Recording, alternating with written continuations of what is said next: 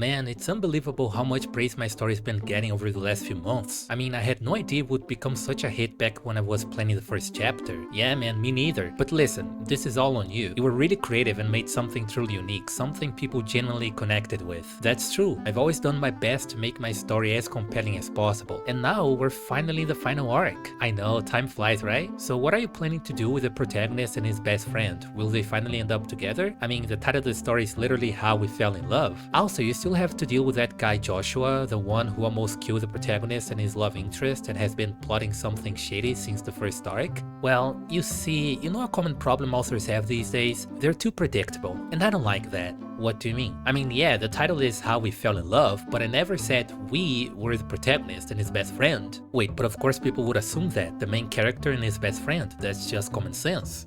You see, I don't like common sense. What I actually meant by How We Fell in Love is how the protagonist's love interest fell in love with Joshua, the guy who's been trying to kill them since the beginning. What? But Joshua is the main villain. You're really gonna make the protagonist's love interest fall in love with him even though you've never shown any signs of her liking him? You see, it's not about making sense. It's about being unpredictable. I mean, why would I give my readers the ending they want? That's way too predictable, man. Instead, I'll do the complete opposite. You're out of your mind. Oh, and by the way, the main villain, Joshua, he dies of cancer. And then the protagonist and his best friend end up alone.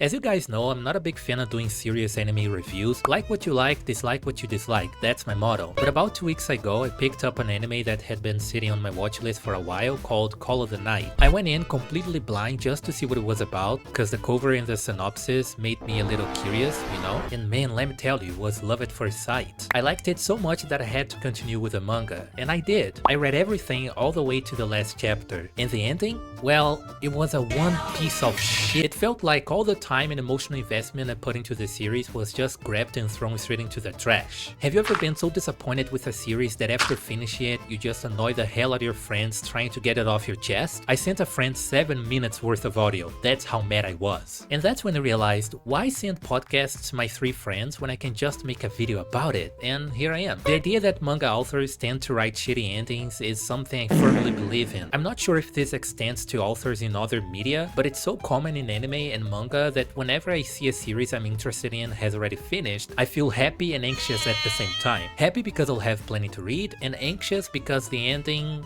might not be what I expect. So today I want to show you a real example of a great story being turned into a pile of crap because of just a couple of chapters in the final arc. Call of the Night is basically about a 14-year-old boy trying to fall in love with a 40-ish-year-old vampire. Koyamori is a middle school student who's always felt like he never really fit in anywhere. He hated going to school, couldn't fully feel what other people felt, and always felt detached from life. Personally, despite him being just a teenager and doing some very teenager-like things sometimes, I liked Ko from the very first episode because I could relate to that feeling. Then one day he realizes he can't fall asleep no matter what, so he quietly leaves his house and starts walking around the city at midnight. Honestly, the feeling of walking through an empty city at midnight must be unreal. I'd love to do that, but since I live in Brazil, I don't really have that luxury. I mean, I don't want to come back home naked after getting even my sandals stolen. Ko eventually stops at a vending machine and buys a beer, and it's at that exact moment that this hooded woman appears next to him. This woman turns out to be a vampire named Nazuna. In this world, vampires live in the shadows, and most of humanity doesn't even know they exist, so they mostly rely on manipulation and other tricks to get human blood. Oh, and they can also jump really high, which always made me wonder how no one ever noticed people casually flying through the sky, but I guess the show is more about the vibes than realism, and I get that. Nazuna convinces the protagonist to go to her place after the two of them have some fun flying around the city. She then bites him while he's pretending to be asleep, and this is exactly why I don't watch anime on TV, by the way. And that's when he learns about vampires and decides he wants to become one himself, because in his own words, for the first time in his life, he actually feels alive. In the emptiness of the city, under the night sky, he can finally be himself. He doesn't have to fake a smile anymore, he can just exist in peace. And that whole midnight vibe is exactly what made me fall in love with this anime from the very first episode. When he's walking around the city at night with his vampire girl, all his problems disappear. It's like the night is a completely different world for him. But there is one problem, he can't become a vampire just because he got bitten. First, he has to fall in love. Which brings me to my first big problem with this anime. The author loves creating vampire rules while providing almost zero explanation for why any of them exist in the first place. Let me give you a few examples. If a human gets bitten by a vampire and doesn't fall in love within 1 year, they can't be turned anymore. Why? I don't know. And after that year, the person's blood starts tasting bad. Why? I don't know. Objects connected to a vampire's mortal life make them weak enough to be killed by a regular human. Does the manga clearly explain why? Nope. If a vampire falls in love with a human and drinks their blood, the human dies and the vampire turns back into a human. Can you guess if they ever explain why that happens?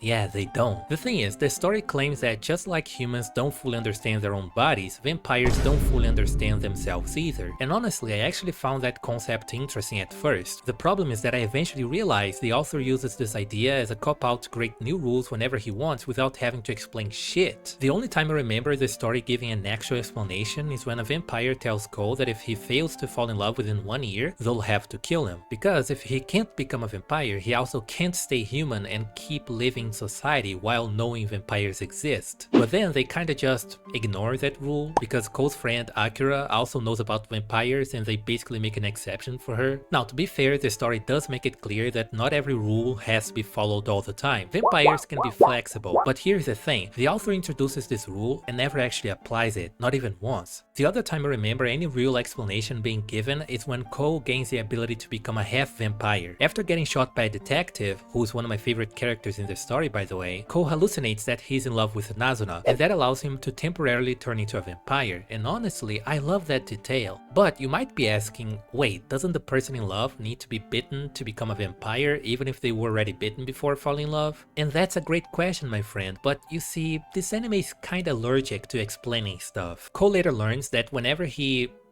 does something to himself, I don't want to lose my monetization guys, he's able to go back into this so-called half-vampire state. Why does he need to do that specific thing? Well, I think I already know the answer, right? Now, you might think the reason it's called half-vampire is because he's not a full vampire yet. And if that's the case, he should be weaker than a normal vampire.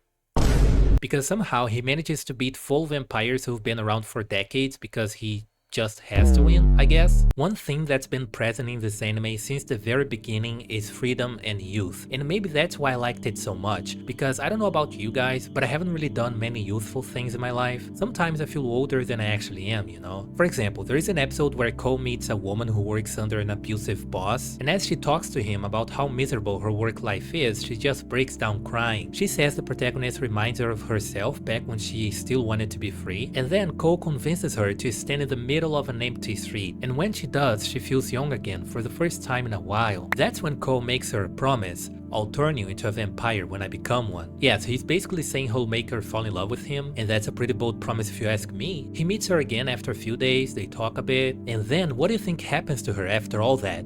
She just disappears and is never brought up again.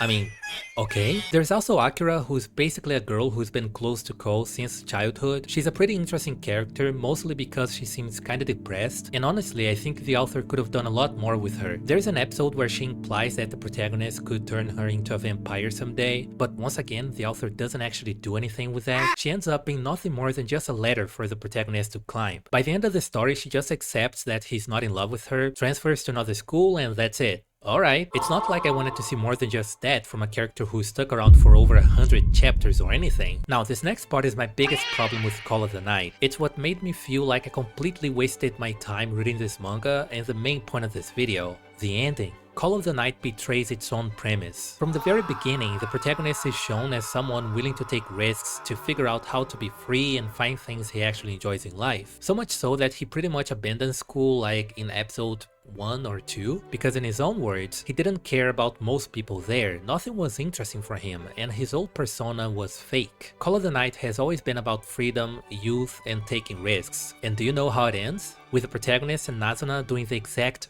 opposite. They don't take risks, they don't question the rules imposed on them, and they're basically not free. I honestly don't even know what the author was trying to say with this story, man. Nazuna falls in love with Ko at some point in the story, and as I mentioned, if she bites him while being loved, she dies. Like the author makes her say in chapter 200. Except she wouldn't, because he apparently forgot he said the reason a vampire in love dies when biting a human is because returning to mortality causes all the lost years to catch up with you. But Nazuna has been alive for like 40 years. course. But one thing remains true until the end of the story: Cole can die if Nazuna bites him after falling in love with him. However, Nazuna isn't a full vampire, since her mother was a vampire and her father was a human. Also, Cole is already able to temporarily become a vampire, so maybe they could take the risk and see if this rule actually applies to them. So Nazuna bites Cole, and since she's not a full vampire, they both keep living normally and maybe Cole becomes a full vampire.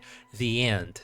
Nah bro, you really think the author would actually use this plot? Of course not. Otherwise I wouldn't be here complaining about this anime in the first place. The fact that Nazuna is a half human is completely irrelevant to the plot. The shit's never mentioned again by the end of it. So they decide to take a break from each other for some time. 3 years pass and Cole finally finds Nazuna living with a family tucked away in the mountains. He questions her for not meeting up with him after 1 year had passed, because that's what he thought she would do. She then says she would come back when it was safe. He replies that if she keeps running away, he'll travel the whole world to find her again. And listen closely, this is how she answers. Cole, let's keep playing tag like this until the day we die. The end.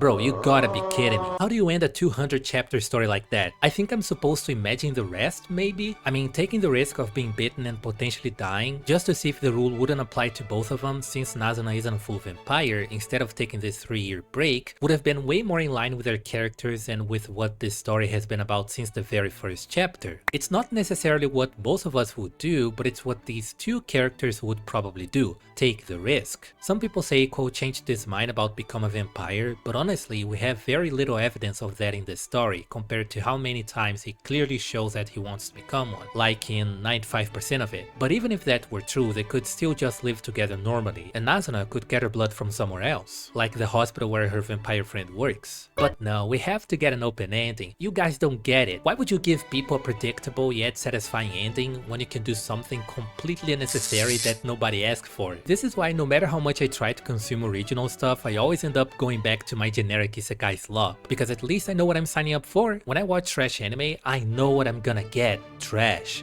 and I'm here for it. But it really gets me when I'm expecting more and I get let's keep playing tag. Bro, I'm never recommended the show to anyone. Call of the Night has a unique vibe, and its silent atmosphere really sets it apart. Some characters are very memorable, and the way the anime doesn't rush things genuinely feels like you're taking a walk through a huge empty city with a good friend at midnight. But unfortunately, some decisions by the author, and especially the ending, made me feel like everything I put into this anime was a waste of my time. Well, this video was a bit different, wasn't it? I didn't have many chances to make jokes and just be stupid like I usually am. I really don't think I'm the in-depth review kinda guy, but it was fun to make something a little more serious this time. And by the way, Happy New Year everyone. I don't know when this video is gonna come out, but it's my first video of the year, so Happy New Year. If you guys like this more review heavy style, or if you have any suggestions on things I can improve, or anime and manga I should check out, let me know in the comments below, right?